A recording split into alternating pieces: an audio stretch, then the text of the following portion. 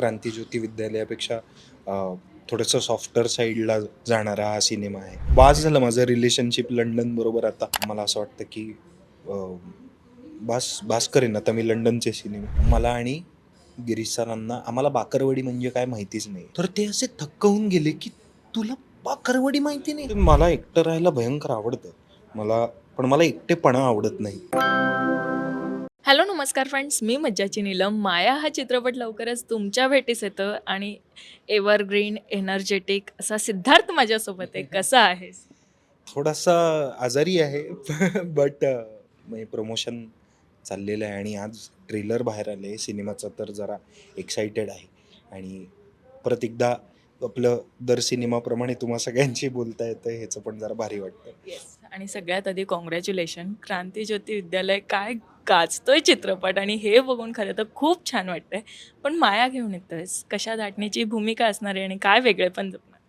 अ, मला असं वाटतं की हे क्रांतीज्योती विद्यालयापेक्षा अ, थोडंसं सॉफ्टर साईडला जाणारा हा सिनेमा आहे.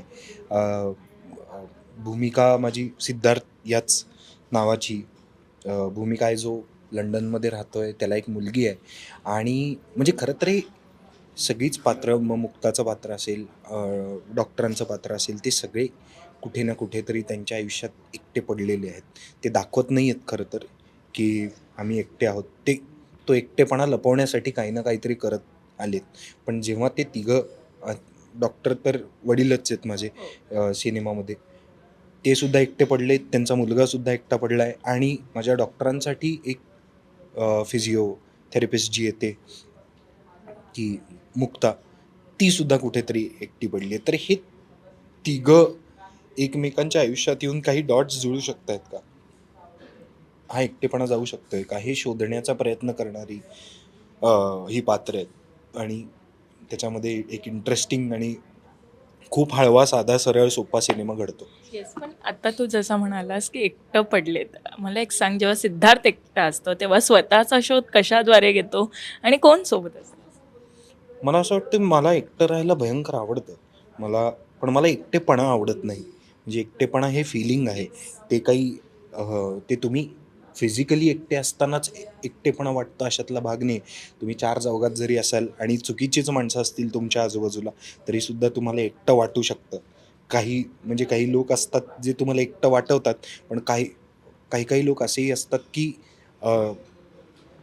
ते भले तुमच्या जवळ नसले फिजिकली, तरीसुद्धा तुम्हाला एकटं वाटणार नाही यासाठी काही ना काहीतरी करत असतात. मग एक छोटासा फोन का असेना, किंवा एक छोटासा मीम जरी पाठवतो ना आपण Instagramवर, ते एक मीम पाठवलं काहीतरी मैत्रीचं, काहीतरी असं की जे जुळून आलं. तर मला असं वाटतं की एकटेपणा घालवायला लोक नाही, अ, माणसं नाहीत, तर योग्य माणसं पाहिजेत. तर तुमच्यातला एकटेपणा जातो. अगदीच. आणि आता लंडन सोबत किती घनिष्ठ नातं झालं हे विचारेल. अरे बापरे! मला असं वाटतं बास झालं माझं रिलेशनशिप लंडन बरोबर आता. आता मला नाही वाटत काही फारसं लंडन बरोबर, कारण हा सिनेमा मला असं वाटतं लंडनमधला आम्ही शूट केलेला लास्ट सिनेमा आहे. त्याच्यानंतर आता 2-3 वर्ष आली मी लंडनला शूट नाही केलं आहे आणि मी शक्यतो नाही सुद्धा म्हणतोय. कारण त्याचे त्याचे अ, काय म्हणू, चॅलेंजेस खूप वेगळे आहेत तिथे शूट. ते असं बघताना वाटतं की हां, हे लंडनला जातात आणि असं भारी वातावरणात शूट, तर असं काही फार काही असं ग्रेट वातावरण नसतं. खूप कमी कालावधीत, खूप कमी क्रूमध्ये हे हे इतकं म्हणजे सुंदर सिनेमा शूट करावा लागतो आणि त्यामध्येच एक वेगळं चॅलेंज आहे. सो मला असं वाटतं की अ, बास बास करेन आता मी लंडनचे सिनेमे. एक शेवटचा प्रश्न विचारते. मुक्ताताईसोबतचं काम आणि मला एक सांग, की एक असा प्रसंग जो तुमच्या मैत्रीमध्ये खूप छान बॉन्ड निर्माण करतोय आणि एक सेटवरचा प्रसंग ऐकायचा आहे, ज्यात फार धमाल मजा मस्ती केली आहे. अरे, मी तुला खरं सांगू, आम्ही आमची धमाल मजा-मस्ती ही शोधत असतो. म्हणजे कुठे ना कुठेतरी काही ना काहीतरी घडेल. तर मग आम्ही, आमचे जे प्रोड्युसर आहेत सुनील सर, ते ते इतके साधे आहेत. ते ते खूप पॅशनेट आहेत. एकतर ते खूप पॅशनने त्यांना हा सिनेमा घडवून आणायचा होता आणि ते इतके साधे आहेत, की आम्ही म्हणलं आपण ना त्यांना थोडंसं असं प्रँक करू, की मला आणि गिरीश सरांना आम्हाला बाकरवडी म्हणजे काय माहितीच नाही.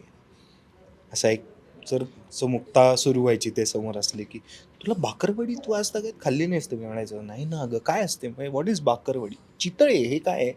तर ते असे थक्क होऊन गेले की तुला बाकरवडी माहिती नाही? म्हटलं नाही सर मी कधीच. अरे तू पुण्याचा आहेस ना? म्हटलं मग काय आलं सर, मी नाही खाल्ली कधी बाकर.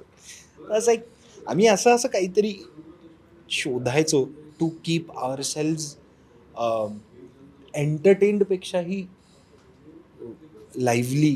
कारण ते वातावरणसुद्धा शूटिंगचं थोडंसं टाईट शेड्यूल असायचं, तर त्या ह्याच्यामध्ये पटापट काम करावं लागायचं ना, तर त्याच्यामध्ये काहीतरी लाईव्हलीनेस आणण्यासाठी हे आम्ही करत बसायचो. अगदीच. आणि मला माहिती आहे की तू खूप आजारी आहे आणि आता मला असं वाटतं तू आराम करावा. फक्त नाही. एक शेवटचं सांगेल बोल ना. की सिद्धार्थला ही भूमिका कशी घडवते आणि प्रेक्षकांना काय सांगायला आवडतं? मला असं वाटतं की ही भूमिका घडवायला मला फार सोपं पडलं. कारण ती स्क्रिप्टच अप्रतिम आहे सिनेमाची.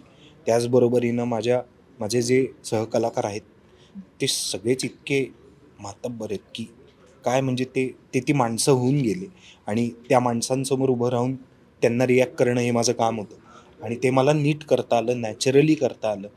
काही त्याच्यामध्ये असा अभिनय नाही करावा लागला, कारण स्क्रिप्टच सुंदर, सहकलाकार सुंदर, तर आपोआप आपल्याकडनं चांगलं काम होतं. आणि प्रेक्षकांना एवढंच सांगेन की खूप साधा सरळ सोपा सिनेमा आहे. मला वाटतं तुम्ही तुमच्या फॅमिलीसोबत जाऊन एन्जॉय करा, बघा कसं वाटतंय आणि आम्हाला सांगा.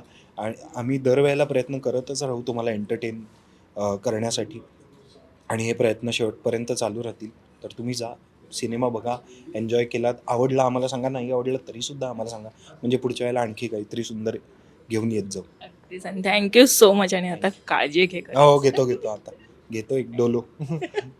मराठी मनोरंजन सृष्टीमधील मालिका, चित्रपट, नाटक तसेच कलाकारांबद्दलच्या नवीन अपडेट्स जाणून घेण्यासाठी नक्की सबस्क्राईब करा इट्स मज्जा मराठी या आपल्या नवीन यूट्यूब चॅनलला.